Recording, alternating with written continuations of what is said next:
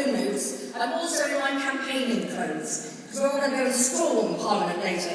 When I asked Alan what he wanted me to come and what he wanted me to say, because there are many very expert and skilled speakers to come, he said, well, just talk about being an author, why libraries matter to you as an author. And I realised that the main reason I wanted to come today was twofold. One was to salute you, because they are quite actively, and I suppose with a certain amount of both malice and disingenuity, that they are actually trying to make sure that we all get fed up and go away.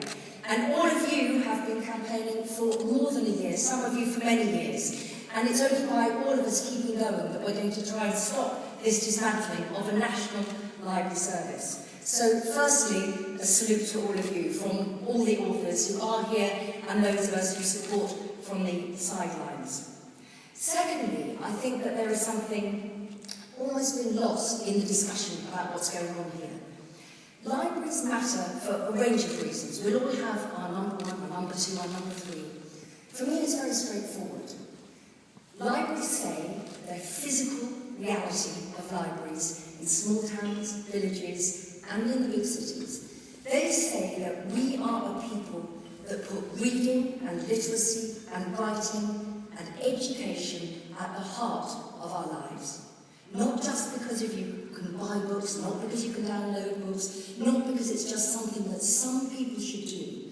The physical presence of libraries says that we as a nation value that. And it's...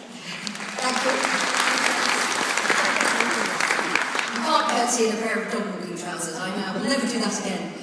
The second thing about the debate about the libraries and why they matter is that you know better than I do that the issue is not whether one library is shut or open, or wonderful new libraries do open, and they are all the time. It's not all bad news. But it is about the idea that everybody, whoever they are, whatever age they are, whatever their educational background, however much money their parents have, their wife has, their husband has, their brother has, that everybody is equal and welcome on a free and fair basis in the library. And that is different from all the debates about whether you can or you cannot download books. It is different about the cost of a book, whether you can now buy a book in a supermarket or wherever else. These are different issues, and they are partly being conflated in order to try to cover the fact that our national library network is being destroyed. Everywhere else, as an author, I go in the world, people think we should be proud of our library service in the UK. Whether you go to Korea, to Japan, to Norway, to America. We know that we are, but somehow we have to make sure that the politicians and the local government politicians are still listening to us.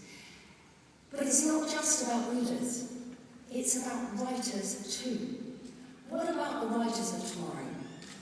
What about all those children, middle-aged people, older people, who go to the library on a wet Monday afternoon, whenever it is, and they sit down and they look around at those books on the shelves, and they think, why not me?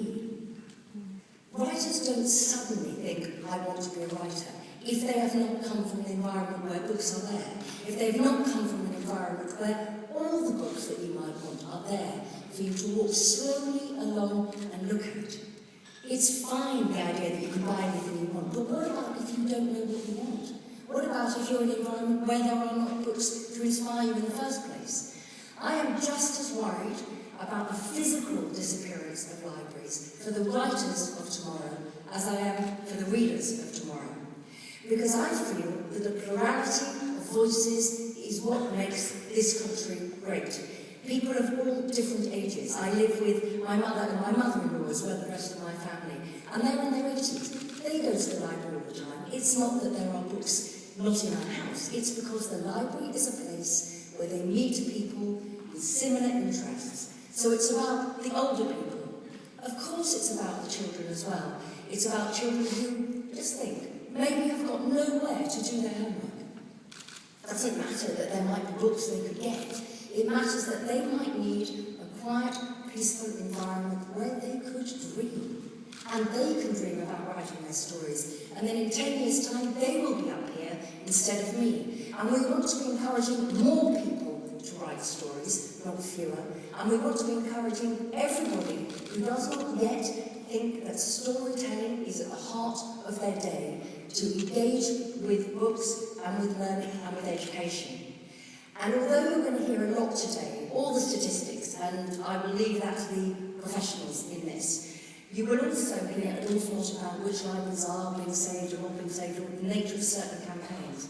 But in the end, the reason that it is such an honour to be here today, to share a platform with the people who are going to come up, and with everybody around the side of the room who's given up their time to be here, is that it is only by working together, readers, writers, readers of tomorrow, writers of tomorrow, you, the professional librarians, the professional booksellers, the professional agents, the professional publishers, and most of all, every single one of us who is a reader. Together, we can make them understand that we are not going to let them, in a short-term way, give away our tradition and our heritage. Britain is a nation of libraries and a national library service, and we need to make sure that it stays that way. Good luck to all of you. Everybody carry on getting in touch if there's anything that authors can do, and I hope we all enjoy the rest of today. Thanks very much.